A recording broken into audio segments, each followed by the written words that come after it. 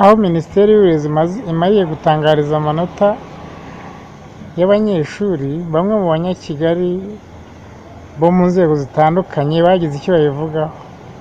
Hano turaganira na Mpore Noel, akaba ari umwarimu mu mashuri yisumbuye, Sabiti Daniel, umunyamakuru w'umusesenguzi, umunyamabanga wa leta ushinzwe amashuri abanza n'ayisumbuye, nyakubahwa umunyamabanga wa leta ushinzwe ikoranabuhanga, imyuga n'ubumenyingiro, nyakubahwa umuyobozi mukuru wa NESA, ikigo cy'igihugu gishinzwe ibizamini n'ubugenzuzi bw'amashuri, banyamakuru, babyeyi, banyeshuri, batumirwa mwese muri hano. Nk'uko minisiteri yabimenyekanishije, muri aka kanya minisiteri iratangaza amanota y'abanyeshuri bakoze ibizamini by'umwaka wa gatandatu w'amashuri, umwaka wa 2021, ndetse n'ibizamini by'umwaka wa gatatu tronkome, umwaka y'amanota y'ibyavuye mu bizamini umwaka w'2021. Muri aka kanya rero amanota agiye gutangazwa, turakurikirwa n'Abanyarwanda batandukanye, haba bari hano muri iyi sale, ariko n'abarimo gukurikira iyi gahunda kuri YouTube ya Minisiteri y'Uburezi. Nyakubahwa Minisitiri w'Uburezi, muri kano kanya twagira ngo duhe umwanya umuyobozi mukuru wa NESA, ikigo cy'igihugu gishinzwe ibizamini n'ubugenzuzi bw'amashuri, kugira ngo ashyikirize Minisiteri y'Uburezi, ashyikirize Minisitiri w'Uburezi amanota.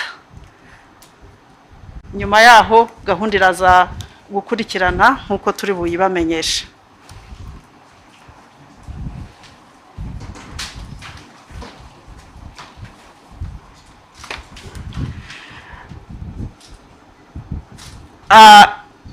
Minisitiri w'Uburezi bamushyikirije amanota y'umwaka wa primary results, ubwo mu kanya baramushyikiriza n'amanota y'abanyeshuri bakoze tronkome.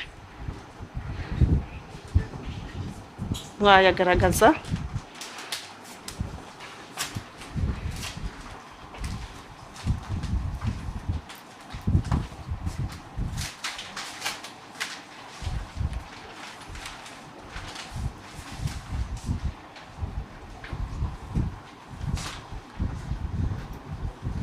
Yego. Twagira ngo hakurikireho yuko nanone babashyikiriza amanota y'abanyeshuri bakoze umwaka wa gatatu wa secondaire.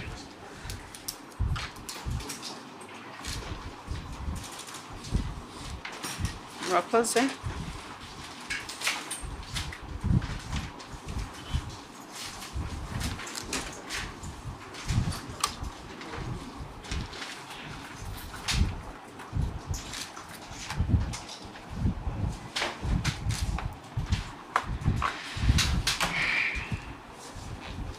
Murakoze nyakubahwa Minisitiri. Muri uno mwanya rero, umwanya ukurikiyeho ni umwanya mugiye gutangariza Abanyarwanda ibikubiye muri za envelope babahaye, kugira ngo tumenye uko abanyeshuri bakoze, uko bihagaze muri rusange. Murakoze Minisitiri. Arakoze MC. Mbanje kubasuhuza, mwaramutse neza mwese, n'abanyeshuri mwaramutse. Nkuko MC bivuze, uyu munsi turatangaza amanota y'abana barangije umwaka wa gatandatu w'amashuri abanza ndetse n'abarangije icyiciro rusange. Ariko abakoze ibizamini ubundi hakoze n'abarangiza umwaka wa gatandatu ndetse n'icyiciro cya gatanu cya TVET. Ariko uyu munsi turatangaza aya mashuri abanza n'icyiciro rusange.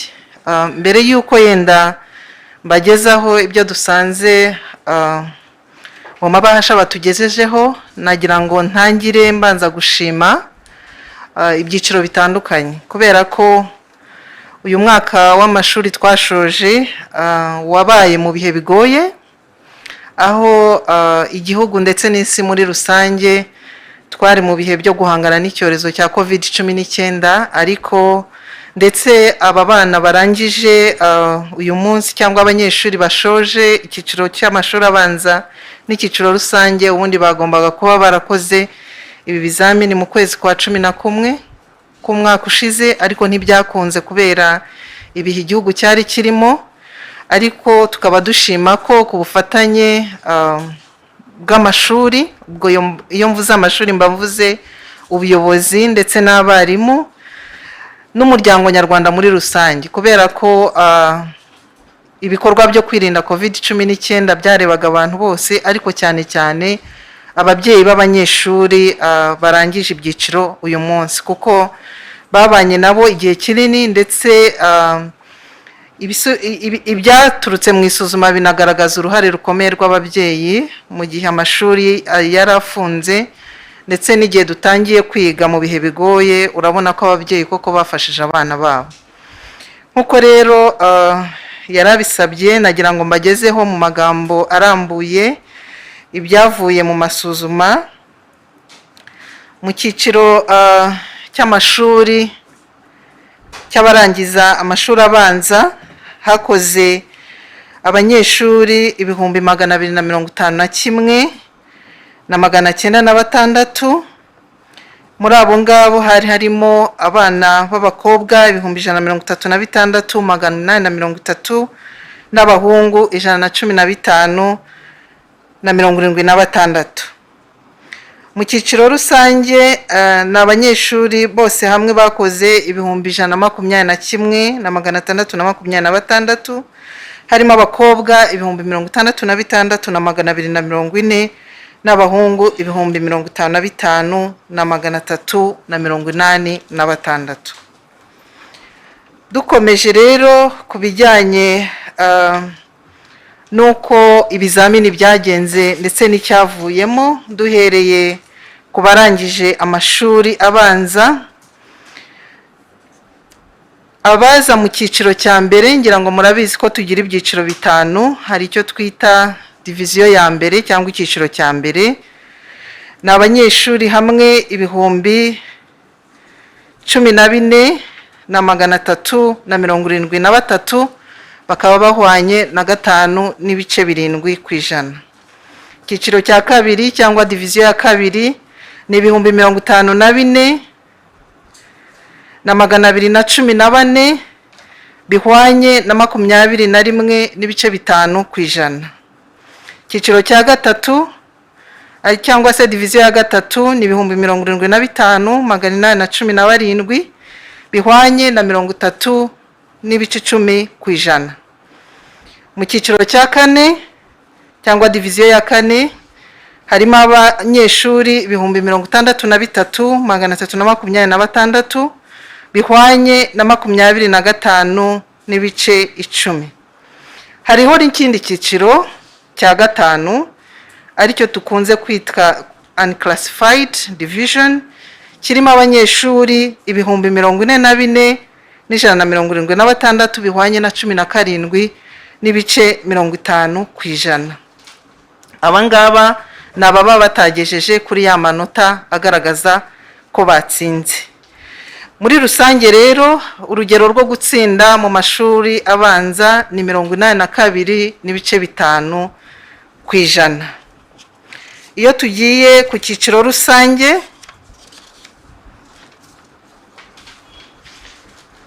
nkuko twabivuze, hakoze abanyeshuri bose hamwe 121,226.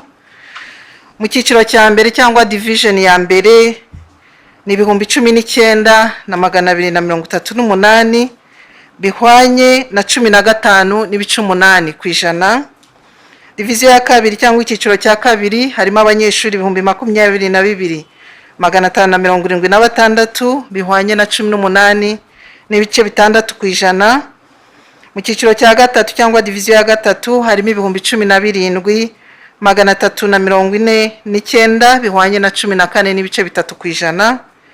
Mu cyiciro cya kane cyangwa diviziyo ya kane harimo abanyeshuri 45,842 bahwanye na 37 n'ibice 7%.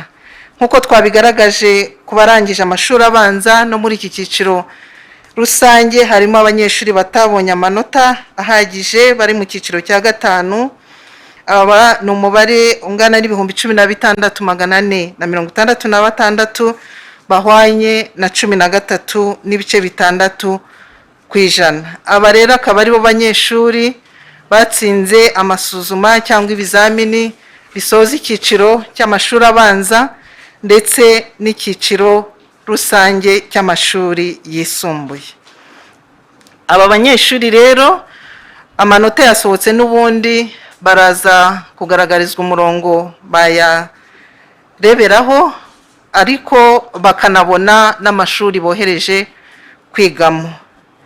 Bitandukanye no ku yindi myaka rero, kandi dushingiye ku mwanzuro wa 10 w'umwiherero w'abayobozi bakuru b'igihugu, aho usaba ko abanyeshuri batatsinze batagomba kwimuka ngo bajye mu kindi cyiciro. Abanyeshuri twagaragaje 44,000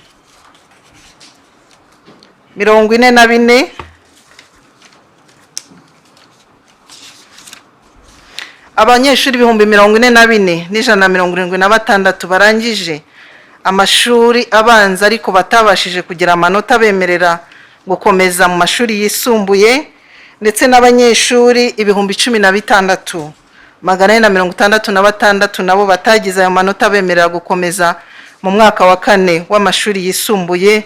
Aba banyeshuri ntabwo bari buhabwe ibigo nkuko byari bisanzwe bigenda, ahubwo aba banyeshuri bazafashwa babanze bagere ku kigero kibemerera kwimukira mu bindi byiciro. No kuvuga ngo nta bigo bahawe, ubundi bajyaga bahabwa ibigo ndetse n'amashuri yigenga akaba yabakira mu cyiciro gikurikiyeho. Aba banyeshuri rero muri gahunda yo gukomeza gufasha abanyeshuri bakiri inyuma mu myigire, atari ukuvuga gusa ngo nabo barangije ibizamini bya leta, aba banyeshuri nabo ntabwo bari bujye mu byiciro bikurikiraho. No kuvuga ngo aba banyeshuri barangije amashuri abanza ntabwo bajya mu wa mbere w'amashuri yisumbuye, ndetse n'abari 16,000 ntabwo bari bujye mu mwaka wa 4 cyangwa muri level ya gatatu y'amashuri ya TVET, ahubwo barafashwa dufatanije n'amashuri bigaho gusubiramo amasomo no kuzasubira mu isuzuma kugira ngo bazimukire mu kindi cyiciro bamaze gutsinda ku kigero giteganywa. Nk'umurezi ariko nk'umuntu wigisha abanyeshuri ese bawo wow gute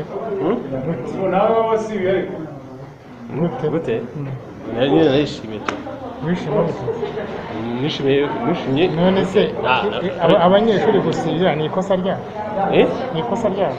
Ntabwo ikibazo ari ugusibira ubundi, ikibazo ni ukuba serious ku byo umuntu ari gukora. Batangaza amanota y'abanyeshuri, Minisiteri y'Uburezi yavuze ko isibije abanyeshuri 60. Nkawe uri mu burezi wabyakiriye? Okay, ntabwo nitaye ku mibare wenda yasibijwe cyane ko wenda abari imibare y'igihugu cyose, kandi haba hari impamvu zitandukanye zituma umuntu asibira. Kenshi impamvu zituma umuntu asibira ni uko wenda ashobora kuba yarakoze atari muri mode nziza ntagutsinde, ashobora kuba yarize nabi, yaba ari ku mpamvu cyangwa se ku mpamvu z'aho yize n'imfashanyigisho wenda zitari zihagije. Impamvu nyinshi zatuma umuntu asibira, ariko uko byagenda kose urumva ko umuntu nyine iyo adafite ubumenyi buhagije bwatuma akomeza ngo azatanga umusaruro naramuka arangije kwiga, bikwiye ko nyine asubiramo ibyo atabashije kwitwaramo neza cyangwa atatsinze.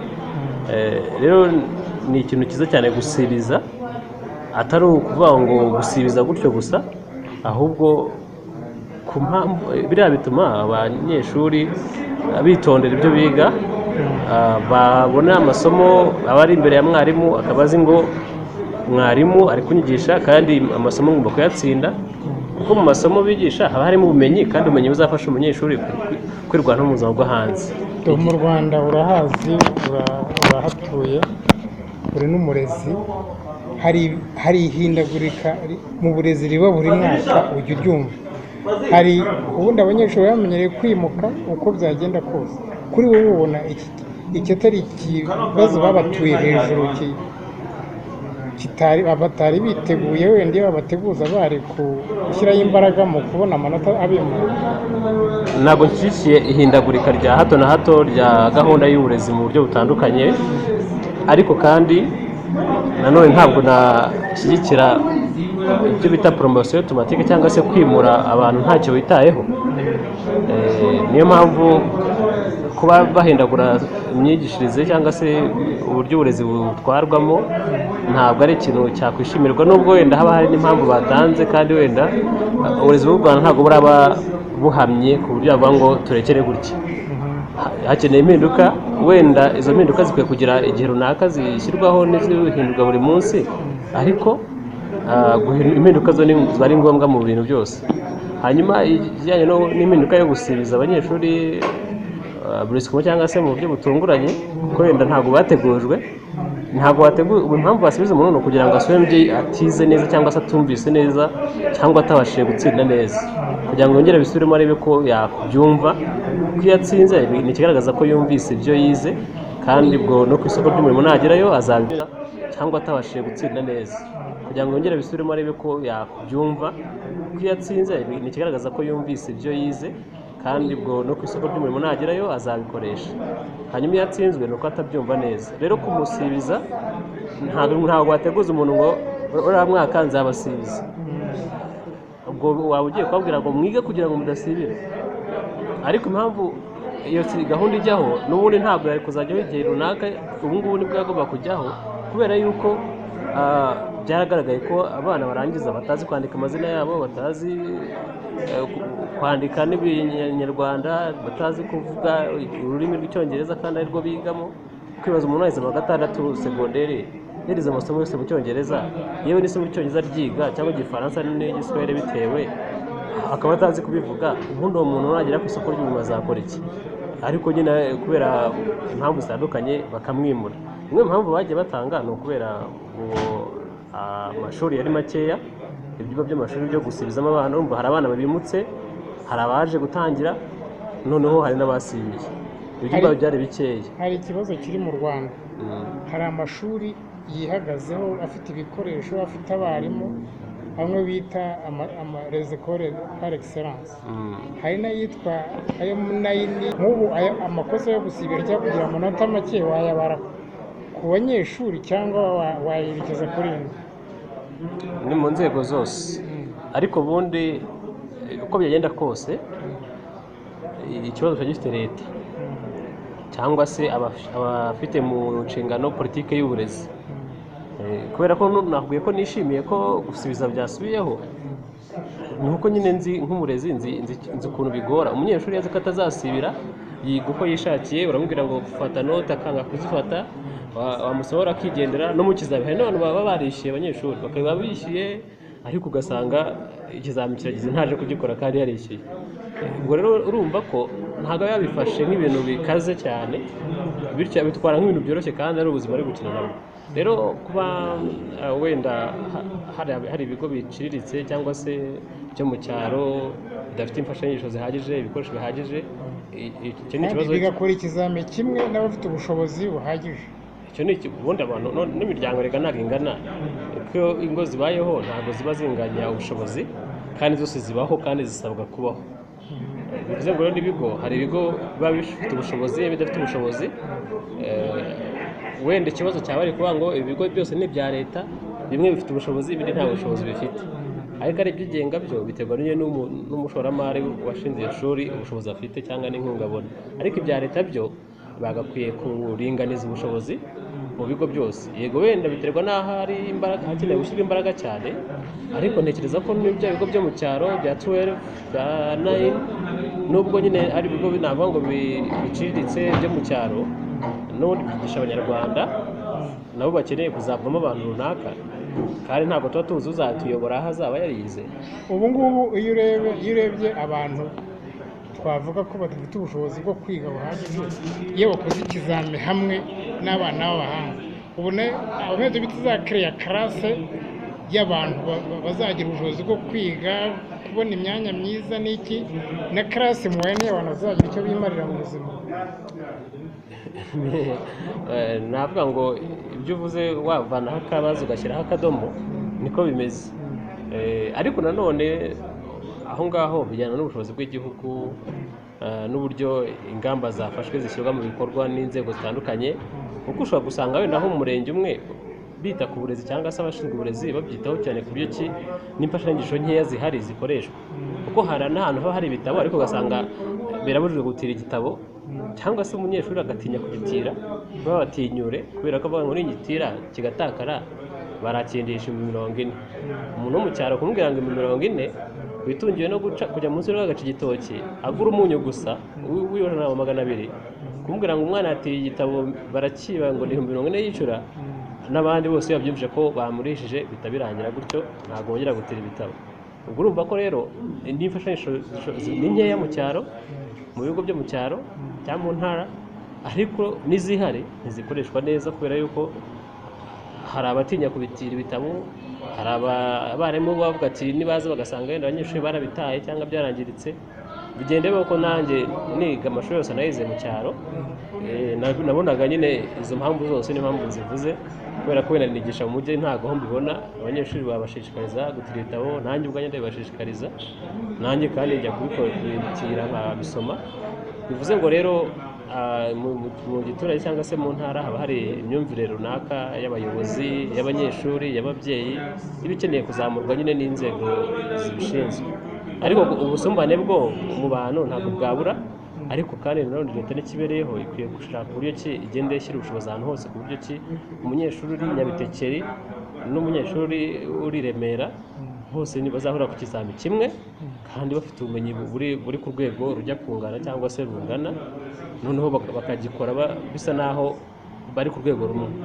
aho hanoze neza tuvuge hari umukinnyi ufite umutoza uhora amutoza kwiruka buri gitondo, akamenyereza amaguru neza ku buryo iyo agiye kwiruka avuduka cyane, ukamujyana mu irushanwa n'utagira akora imyitozo, ibyo ubona amaherezo bihatse iki? sinzi icyo nabivugaho wenda mu buryo bufatika. igihari ni uko imibereho y'abantu iba itandukanye, imyigire y'abantu mu cyaro no mu mujyi hari uburyo itandukanamo bitewe n'iterambere riri ahantu.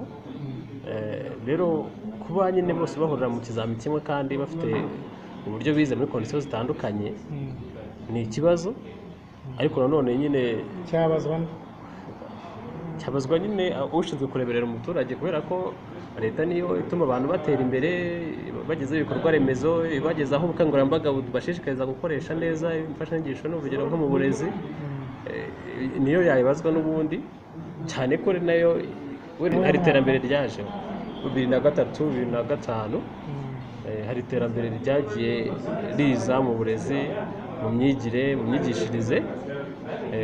n'uyu munsi dutangiye kugira ikoranabuhanga, telefone zirahari, umuntu yanareba amakuru akamenya n'ibyo mwarimu atamuhaye ageze mu rugo, wenda kuko ku ishuri telefone zitemewe.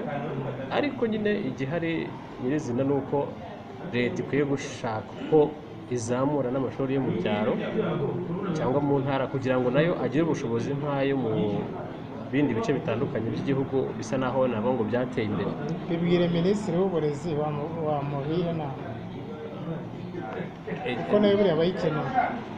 inama ya mbere buriya ni uko baringaniza gahunda cyangwa politiki y'uburezi ikaba imwe mu gihe runaka, wenda cy'imyaka navuga ngo 10, ariko gusa minisitiri we ntabwo amara imyaka 10, hari n'igihe adashobora kumara 3 cyangwa 4, ariko ubwo urumva nabibwira guverinoma wenda kuko niyo navuga ngo ihagarariye buri kimwe, kandi navuga ngo leta ihoraho. habanje kwimakazwa science, ubu hari kwimakazwa TVET, imyuga. bivuze ngo izo mpinduka zigenda ziza n'ubundi uruhande rumwe ziba zikenewe, ariko nanone bitewe n'uburyo wenda zishyizwe mu bikorwa zikagira ibyo zangiza. ibyo rero nanone ni leta ishinzwe kubishyira ku murongo, ku buryo ndashaka kuvuga ngo dushyizeho sisiteme runaka hari imirongo migari dushyizeho imirongo migari y'uburezi runaka izamara igihe cy'imyaka 10 uwajyaho wese wenda hakagenda uduhinduka twari tutagira ingaruka rusange ku gihugu cyose ariko ibijyanye n'imirongo migari y'uburezi ikaba ari imwe mu gihe cy'imyaka 10 noneho haboneka ko wenda hari ibikeneye gukosorwa nabwo hakongera hakigwa icyakorwa gusa nanone biragoye kuko isi umwaka umwe usanga ibintu byahindutse kubera ko nyine iterambere rigenda rizana ibyaryo bigasaba ko nyine duhindura kenshi ibyo bikaba byatuma nyine amahindagura ahoraho wumva ubishyigikiye njye ntabwo mbona ikibazo mu guhindura ikibazo nkibona wenda mu guhindura abantu batari biteguye iki kintu twavuga yuko ari mubi kuba igifaransa atari cyo cyigishwa cyane kuko sisiteme yo kwigisha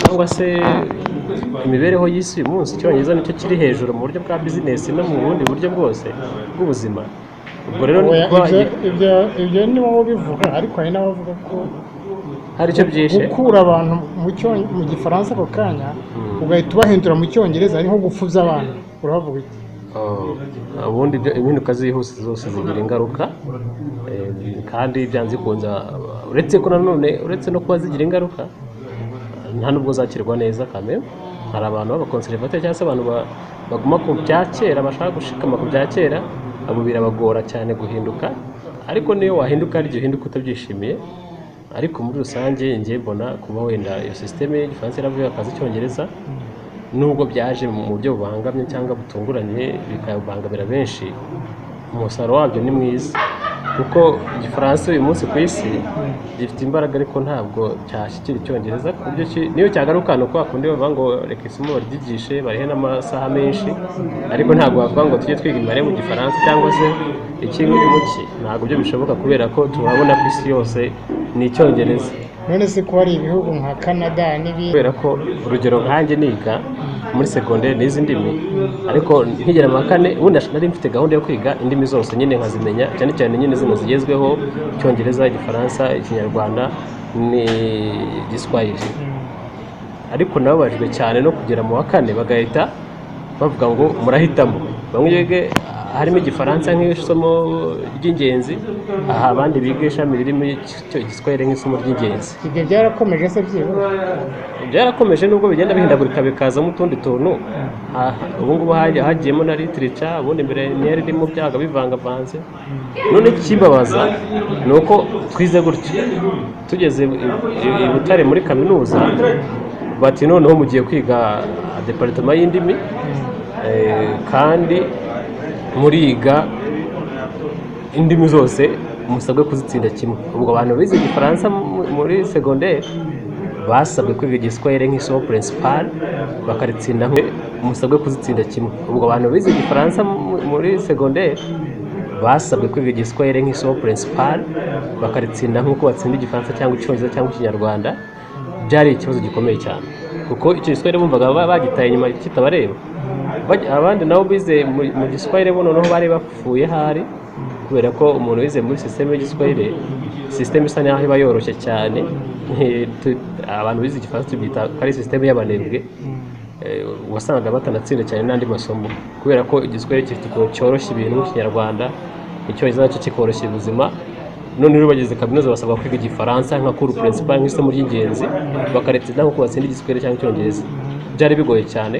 benshi nta nubwo byarangiye babitsinze baharagiye batsindwa bakabona icyo bita retake cyangwa se gushyiramo isomo kandi baryishimiye none ukibaza ubundi kaminuza na segonderi iyoborwa na minisiteri imwe cyangwa ukagira ngo ni mu bihugu uvuye nko mu Rwanda ugiye mu Buganda ukibaza se minisiteri yatumye habaho ayo mashami mu ndimi muri segonderi ntabwo ariyo ishinzwe kaminuza ku buryo na kaminuza yakomeza gutyo ese niba yari izi ko nzaza kaminuza nkiga byose bivangavanze kuki ntabyize byose icyarimwe muri segonderi iryo se ryahuzagurika rya minisiteri y'uburezi ngira abanyeshuri bajya gufata ikintu ukazana ikindi urumva wowe ubivugaho iki ni uguhuzagurika nyine nubwo wenda iki kibazo nanakibaje ariko ntabwo ugeze mu gisubizo nakibaje minisitiri w'uburezi uyu nguyu uriho ntabwo yigeze abasha kumva igisubizo kiboneye. uwa Mariya Dr. wa Mariya yes tubibaje ariko byari muri rusange, hari n'abayobozi ba kaminuza n'abandi bayobozi bo muri REB.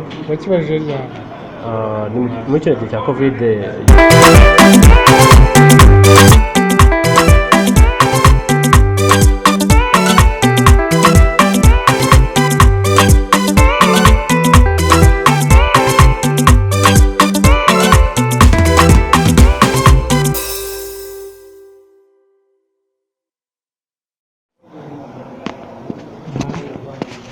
yambwiye amazina yawe. Yanjye nitwa Sabiti Daniel, ni umunyamakuru. Sabiti Daniel umunyamakuru ufite experience cyangwa ubunararibonye. Hambere aha Minisitiri w'Uburezi mu minsi mike ishize Minisitiri w'Uburezi aherutse gutangaza amanota y'abanyeshuri batsinze ndetse asibizamo abandi banyeshuri 60 niyo nawe 60 Ibihumbi 60. Kuri wowe wabyakiriye ute nk'umunyamakuru w'umusesenguzi? Jewe nabigizeho ikibazo kuko icya mbere nanabivuzeho mu biganiro nagiye mvugamo byinshi, kuvuga ko ikibazo cyagaragaye muri iki gihugu no ku isi hose cya coronavirus aricyo ntandaro y'ibyabaye cyangwa ibyavuye mu bizamini bya leta byakozwe n'abana mu myaka ya primaire cyangwa muri secondaire. Kuba baratsinzwe yesabamo amakosa y'umunyeshuri cyangwa ubushobozi bw'umunyeshuri, ariko kabamo n'ubushobozi cyangwa imbogamizi zitamuturukaho. Urugero, abana batigaga muri bihe bya lockdown bari bafite ubushobozi buke, ubushobozi bwa internet. Urabizi ko abana bafite ubushobozi bwa internet ntabwo bagera ku 50% abana bafite computers, ariko si bose. So kwiga byari ikibazo. Je numvaga ko muri uyu mwaka u Rwanda rwakagombye kuba ruhagarika icyo cyemezo cyari cyarafashe muri 2001 cyo gukuraho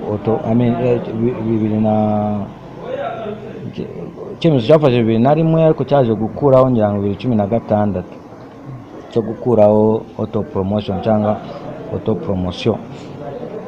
Muri uyu mwaka twagombaga gukora mu buryo budasanzwe, ku buryo bakwemera nibura abana ntibasiba amashuri bagakomeza mu bindi. Okay, bavuze ko bazashyiraho uburyo bwo kubigisha mu buryo budasanzwe. Bashyizeho uburyo bwo kuvuga ngo twabita catch-up cyangwa uburyo bwo kwigisha abana batsinzwe, ariko bizadutwara imbaraga nyinshi. Bizatwara, urabizi ko dufite ikibazo cy'abarimu bake, aho ntibirashyirwa mu bikorwa. So twagombaga kwihangana abana bacu kugira ngo ntibacike intege. Reba nk'ubu ngubu imibare yagaragaye abana batewe amada cyangwa basambanyijwe, ntabwo ari kubera ko barabishakaga, ni kubera covid. So ingaruka za covid zageze si ku burezi gusa n'ahandi hose, so mu buzima bw'abana. So ndumva iki cyemezo njye ntabwo nacyakiriye neza. Twagombaga gukora mu buryo budasanzwe, tukemera abana bagakomeza kuko bari bamaze umwaka umwe n'igice batiga. Urumva umwana wari ufite imyaka 13 uwaba yarakuze, umwana w'umusore wigaga icyo gihe ashobora kuba yarabaye mayibobo cyangwa ikirara bitewe n'uburangare bw'ababyeyi cyangwa ibihe byabayeho bibi, inzara biki. Urumva, so njye ndumva bagombaga guhagarika icyo cyemezo nibura uyu mwaka gusa, kugira ngo bihwaniremo cyangwa bikompensating cyangwa bihure na cya cyuho cyashyizwe mu burezi na covid-19. Kandi urabizi ko covid muri segiteri nyinshi yagize ingaruka nyinshi. Muri zo iya mbere ni uburezi, iya kabiri ni ubukerarugendo na serivisi. So njye ndumva icyo cyemezo bagombaga kukifata mu kindi gihe abana bize, mbese binagaragara ko neza ko bari muri kondisiyo zisabwa. Kuko icya mbere ni ukureba ese kwanza uburezi kuri bose twabugezeho. Tujya gufata uwo mwanzuro muri 2001 leta ijya gufata uwo mwanzuro, kuko natwe mu gihugu biba bitureba, ubwo ntabwo ari leta yonyine, ni twebwe abaturage natwe twaba twarafashe uwo mwanzuro wo kuvuga n'abana tubohereze mu mashuri bige. Ugiye mu mibare ya statistique 2020 cyangwa 2019 ukareba icyo bita statistical yearbook, ureba abana batari kwiga, iyo mibare yonyine akugaragariza ko icyo cyemezo cyangwa iyo ntego ntabwo tugeze tuyigeraho. Kandi urabizi ko mu burezi ni mu bintu biri mu ntego z'ibinyagihumbi, ibyo bita SDGs. So giye ku giti cyane ndumva twagombaga gutegereza nibura turebe abana bagabanyije, niba babe n'igihumbi nibura buri karere cyangwa buri ntara. Icyo gihe twagombaga kuvuga duti abana intego twari tugamije yo gushyira abana mu mashuri twayigezeho. Abana batiga ubu ngubu mu kanya badituranze kuvuga ko abana b'imbobo bagera ku 80,000 b'imbobo. Ese umwana w'imbobo biba bitewe n'iki? Biba bitewe n'uko atiga. So imibare irahari iragaragaza ko ibintu ntabwo turabigeraho, cyane cyane mu burezi, mu buzima bwo nibura twateye intambwe mu ikoranabuhanga, ariko mu burezi bwo kabisa rwose nge ndumva iyo niyo ntego ya 2001 ntabwo tugeze tuyigeraho urebye mu mibare. Ibyo je sinabitindaho, icyo ni ikibazo cy'ubuyobozi bwo muri minisiteri yahagaze muri paka muri uyu mwaka. Mwabonye byavuye muri komisiyo ya paka, icyo banengaga minisiteri y'uburezi kudahuza imigambi. So nge ndumva ni ikibazo cy'imigambi, kandi ibyo birasaba ubuyobozi ko aribwo babyigaho bukareba ese imigambi dufata ni imigambi y'igihe kingana iki, ni iki, igamije iki. Vuga urugero, niba ufashe ibitabo ugacapisha ibitabo mu kinyarwanda utari bukoreshe mu mezi 3, numva ko icyo si ikibazo cy'ijyanamigambi cyangwa gahunda z'ubuyobozi. So icyo sinagitindaho, ndumva ibisubizo biri muri komisiyo y'inteko ya paki yagaragaje ko Mineduc igomba kugira imigambi irambye. Kuri wowe wumva kwihutira gusibiza abana aho kwihutira gusibiza abana, minisiteri y'uburezi yari gukora iki cyihutirwa? Gusibiza abana ntabwo twavuga ko yarihutse, ahubwo icyo cyemezo no kugifata ubwacyo yagombaga kareba case par case. Hari abana batigaga, urumva ntabwo wamurenganya niba yaratsinzwe yabyungukiyemo cyangwa yabihombeyemo. Hari umwana watsindaga agatsindwa, ubu ngubu uwo ni uwabihombeyemo. So nge ndumva icyo bari bukore ni ukureba amanota ya nyuma mbere ya covid. Urugero kavuga ati uyu mwana turebye ku manota yakoreshaga, uyu mwana twayagenderaho kugira ngo tumugeze mu mwaka w'amashuri yisumbuye cyangwa mu mwaka wa 4 wa sekonderi. Ibi nabyo birakorwa no mu bindi bice by'isi birakorwa. Buri tegeko rigira option, so nta cyabuza amashuri y'abana b'abahanga bafite n'ubushobozi n'ibigo byihagazeho mu kugira uburezi dokarite cyangwa uburezi mbonera busobanutse, n'amashuri ubona atagira ibikoresho. Abo bana iyo bahuriye ku kizami kimwe cya leta batanganye ubushobozi, wowe urumva wahavuga iki? Ibyo byahozeho natwe twarabikiyemo, ni systeme iri global. Uburezi buriya uburezi ni nk'ubuzima. Hari abivuriza kuri rama, abivuriza kuri mituelle de santé. Ibyo nawe urebye urugero ngwaye wakwisubiza icyo kibazo, urumva, kuko ubushobozi ntago bwungana. So umwana wigishwa mu kigo kiriritse ni kimwe nk'uko wajya kwivuriza muri mituelle. Icyangombwa ni uko result cyangwa ibizavamo nibyo bigomba kure. So ni ikibazo cyahozeho kuva kera tutaranavuka cy'ubusumbane mu burezi, nta kintu twagikoraho. Nibigera n'ubuyobozi n'ubushobozi bw'ibihugu, kandi no muri n'ibihugu byateye imbere nuko bimeze. Abana biga muri amashuri ya republique n'abiga muri prive ntabwo batsinda kimwe. Ikibazo nuko bahurira ku kizamini kimwe kandi batahanganye ubushobozi bumwe. Aho uravuga iki? Ubushobozi bwo kwiga bumwe. Ikizamini n'ubushobozi ntabwo ushaka kubihuza, kuko akenshi ubushobozi tuburebera ku mwana n'umwarimu. Ibigo byo ushobora kuba ari ikigo giciriritse kiri za Kayonza, nk'ibigo bimwe na bimwe hari icyo nzi cyitwa Akagera. Akagera ishuri ririmo ngaho Akagera atari international, irindi rya Akagera ryigisha neza kandi ari prive kandi rishyura amafaranga make. So ni ikibazo cy'ubusumbane nk'uko nabikubwiye. Hari umuntu ushaka kujya kwa Nyirinkwaya akaguca 100,000, ukagenda ahandi ubundi muganga akaguca 50,000. Ni nko kwivuza muri mituweli no kwivuriza muri NTIMUCIKWE. So iyo politiki yahozeho, kizamini kaba ari kimwe. Kereka tubuze duti ku rwego rwa UNESCO ariyo ihitamo ikavuga dushizeho itegeko ko ibihugu byose bigomba gushyiraho uburyo bwo gukoresha abantu ibizamini bitandukanye. Ukamenya ko abafite ubushobozi ubu bazakora ikizamini cyoroshye, cyangwa abafite ubushobozi ubu bagakora ikizamini kimeze gutya, ariko ntibyanashoboka amplis buriya. So kereka bigiye ku rwego global, buri international, bikajya muri UNESCO, bikajya muri UN, bikemezwa. Ndumva ari ngaho cyakemuka, ariko ku rwego rwa leta zimwe na zimwe muri Afurika ntabwo bishoboka. Ni ukuvuga ko abafite imbaraga mu kwiga n'abafite inyaba bagomba guhurira hamwe. Ni kubyumva ibyo bizahoraho, njye nuko mbibona, kandi twabisanzeho bizahoraho, nta kintu twabikora ibyo ngibyo. None zo ukabona atariyo ntandaro y'uko bamwe basibira abandi bagakomeza batera imbere mu mashuri. Gusibira biterwa n'ibintu byinshi. Icya mbere ni umuryango, icya kabiri ni umwana ubwe, icya gatatu akaba ari umwarimu, icya kane akaba ari ubushobozi bw'ikigo. So ibyo byose nibwo ntanabisobanura. Inshingano ya mbere ihera ku mwana. Umwana n'urugo.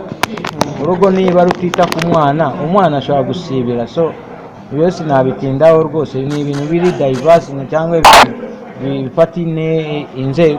bifata ibice by'ubuzima bw'umuntu bitandukanye. Ntabwo navuga ko ariyo ntandaro, sinabyemeza ibyo ngibyo. Nk'umwarimu wabaye mwarimu, urakoze, ariko gira icyo wongeraho wenda waba wibagiwe kinoze ikiganiro tugiranye. Ngewe ikintu nakongeraho ni ugusaba abaterankunga. Umva gwe Suna, we are doing an interview here. Aho nuko je nasabaga abaterankunga ari za ambasade z'ibigo international bikorera mu Rwanda, byadufasha bikadutera inkunga kugira ngo abana nibura bakore iyo catch up, cyangwa uburyo bwo kwiga kugira ngo basange bagenzi babo.